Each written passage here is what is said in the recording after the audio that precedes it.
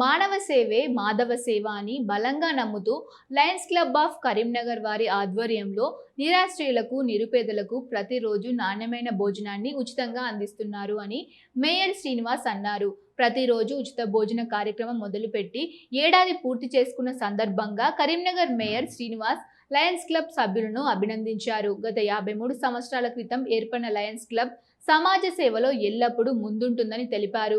గడిచిన ఏడాదిగా ఉచిత భోజనాన్ని అందిస్తున్న నిర్వాహకులను ఈ సందర్భంగా ప్రశంసించారు.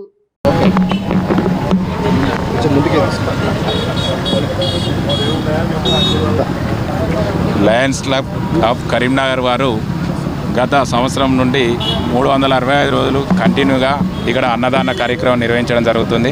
అంటే నిరుపేదలకు రోజు ఒక 200 మందికి అన్నదాన కార్యక్రమం చేయడం ద్వారా నిరుపేదలు వాళ్ళు కడుపు నింపుకోవడం జరుగుతుంది. ఈ లయన్స్ క్లబ్ ఆఫ్ కరీంనగర్ వారిని నగరపాలక సంస్థ నుండి ప్రత్యేక అభినందనలు తెలియజేస్తున్నాము. ఇంత మంచి సేవా కార్యక్రమాలు చేస్తూ కరీంనగర్లో నిరుపేదల ఆకలి తీస్తున్న లయన్స్ ఆఫ్ కరీంనగర్ గారికి ప్రత్యేక ధన్యవాదాలు తెలియజేస్తున్నాం. లయన్స్ క్లబ్ కరీంనగర్ ఆధ్వర్యంలో మరి గత 53 సంవత్సరాలుగా లయన్స్ క్లబ్ ఏర్పడి నుంచి కూడా మరి అనేక ప్రజాసేవ కార్యక్రమాలు మరి కరీంనగర్లో చేయడం జరుగుతూ ఉంది.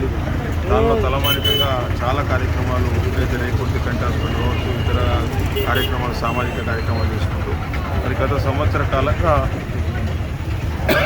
ఎవరైతే కరీంనగర్ నగరానికి వివిధ పనుల మీద వచ్చేవారు ఉంటారో, ఎవరైతే పేదలు ఉంటారో వారి అన్నార్తిని కూడా తీర్చుకుంటూ మరి ఈరోజు 365 రోజుల సందర్భంగా మరి కార్యక్రమం నిర్వహించడం జరుగుతూ ఉన్నది. దీనిలో సురేష్ గారు కావచ్చు, విజయసాగర్ గారు కావచ్చు, మరి లయన్స్ క్లబ్ ఇతర పెద్దలు మరి నాతో పాటు 66 డివిజన్ కార్పొరేటర్ గౌరవనీయ మంగళ పవన్ గారు మరి ఇతర పెద్దలందరూ కూడా పాల్గొనడం జరుగుతూ ఉన్నది. చాలా సంతోషమైన విషయం.